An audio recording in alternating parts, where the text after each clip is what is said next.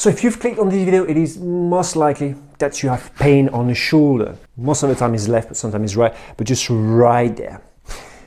Let me guess what diagnostic you got. Rotator cuff, not really working enough. You should stretch the front of the shoulder, very important. You should ice it and rest it.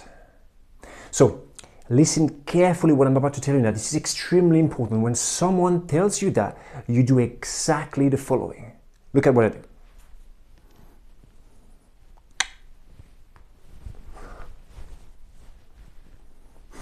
And you play the violin. And you play the violin right in front of that person.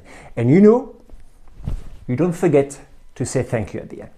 All right, I guess you didn't come here to listen to me playing the violin or give you the tip for the doctor or the physio you will probably need in your life.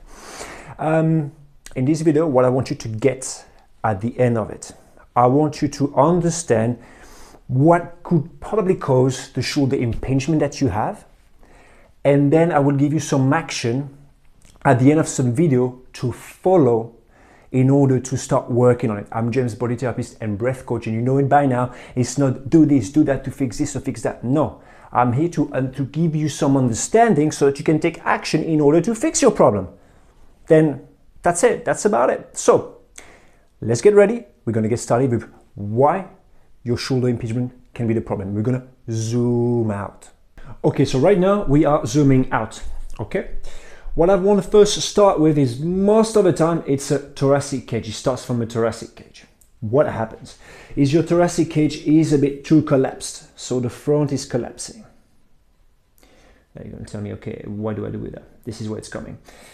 What's happening is when the thoracic cage is collapsing, it's rounding here. The shoulder blades at the back cannot have a proper support. What happens when there's not proper support? If you look at my back now, I'm rounding here, meaning that the scapula, which should be normally stacked up at the back in this position, they're going to be rounding and the scapula will shift and start sliding forward. Okay. What that does is that when you're going to be lifting, even if you're on a sitting position or on a standing position, normally the scapula is here to support your shoulder. It's extremely important. So if you are running and you don't pay attention, your shoulder shift and you lift your arm here, look at the position of my shoulder. Everything goes on the front deltoid here and nothing at the back, nothing supports. You see that? So that's the first thing here. The thoracic cage is not supported. Then the back muscles here as well will normally, you will see right now, is when I do this, you see the lower trapezius right there firing. This is probably not firing as well, and there's also all the fascia here going from the shoulder blades here to the back that is supporting to support my shoulder blades at the back. Meaning that from here you go here and you're only using this part of the shoulder to support you. At some point, if you keep doing that naturally, obviously, you will get some tiredness here and this feeling of inflammation or just a ligament or tendon that has just snapped or not working. So this is my thing. What I'm going to help you now is give you a couple of exercises, and I'm going to recommend you a playlist to follow to release muscle. What we're going to be doing now is I'm going to help you, give you an exercise to get more thoracic cage extension in order for the shoulder blades at the back to fire a little bit more and have a better position. Okay, so the goal for this video will be to reopen the front line. If you are facing a little bit of kyphosis here, closing here, the goal of this video will be to open up the thoracic cage. In order to do so, I pinch my ear to make sure you can hear me properly. That's the first thing. I just wanted to know, just how much heart I pour into that, how much pain I'm going through in order for you behind your screen to listen to what I have to say. I use a foam roll, or you can also use a club bell, not too thin, like that's a 6 kilo, that's fine. A diameter not too small. I would say if you use a club bell, put a towel on top of it. But now I'm going to use that. You want to put the foam roll around just beneath the scapula here, okay? So we're going here, we're going to be using the breath as a big lever to open up, okay? You put it right here. And you're going to have to activate the TVA here. If you don't know how to activate it, if you have no idea, if you try and it's difficult, look up this video right here somewhere to activate the TVA. Fantastic video, loving it. Anyway, I'm giving a compliment to myself, you know, sometimes, you know, you're going to appreciate what you do. You know. Anyway, so what you do is you put both hands behind the neck in this way. Okay. Then I'll make sure I'm in the video here. Put the elbows together, and what I'm going to be doing is make sure that your lower back is not curved to get the compensation for the opening of the thoracic cage. And what you do is you breathe in to open the thoracic cage, and then you breathe out to activate the TVA here. Now we have the cylinder, and we want to breathe in the cylinder, change the pressure to increase the volume of air in the thoracic cage. So here, I have it activated. Now I breathe into my thoracic cage.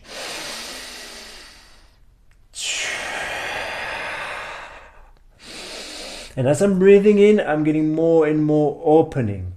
Okay? And then when you finish, you try to hold it here, contract a little bit. When you come back, you contract and then you relax. Breathe in, activate the TVA. And breathe in again to bring the air in the rib cage.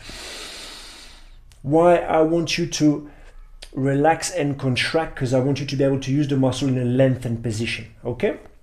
When you're finished, move your foot away, lift your butt, roll back a bit, and then you move this down and you relax.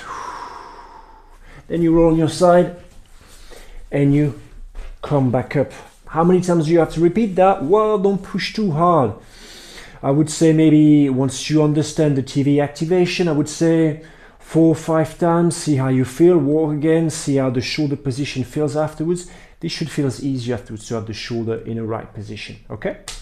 So that's it for the opening, more extension of the thoracic cage. Okay, so what we're going to do now, we're going to try to bring awareness on certain parts of the muscle around the scapula at the back. What you need to pay attention to is that where my elbow is according to the line of my chest, of my thoracic cage. Most of the time the elbow, when it goes back here, you see the humerus starts moving forward, and then you have the scapula sliding back. So first what you want to do is you want to, of course, you open the chest, like with the exercise we just did. You open it up, get the elbow a bit more aligned here. And what you want to try to do is not squeezing your shoulder blade like this, is just bring your elbow forward, you lift the shoulders a bit, and then you try to bring your shoulder back, but to open the chest a little bit. Not compensating with your lower back, but just with the thoracic cage. What's going to happen now is I go from here to, okay, I get my chest, my thoracic cage stacked up on top of my pelvis. I bring my elbows at the front, so automatically my shoulders move back. I lift them, and then I try to open my chest. And right now, this should be the shoulders. It's not about forcing, it's about feeling. So you might have to use mirrors in order to do that. Then afterwards, I want you to practice either sitting or standing. Practice this movement here with the shoulders stacked up. You will gently move the arm out and in, getting used to have the arm supported by the scapula at the back. In different movements, you can open, you can move forward, you can open a bit. Try to focus on keeping the scapula there. It's not that you have to move like this. Of course, if I'm here, if I want to reach out, I extend my arm and then I reach out. Then I bring my scapula back and I bring it back. It's about understanding and feeling how the scapula is positioned at the back and be able to keep it all the time. Your signal for you right now is that whenever you will find yourself a bit collapsing, open it up and just try to get a bit more support on the scapula. Okay, so yeah, the goal here was to give you a little bit more to work with and understanding, because once you understand, you can take the right action. After practicing these two exercises, my big recommendation is you follow this playlist of releasing tension in the shoulder. If tension is not released, you can try to move your shoulder back in the right position as much as you want. If the front is tight or the lat is very tight, this is not going to work out. So please do that as well. If this video was helpful, don't forget to subscribe and like the video. And if you want to support the channel, there's a link in the description below. Until then, keep it up and good luck with recovering from your shoulder impingement. Keep it up.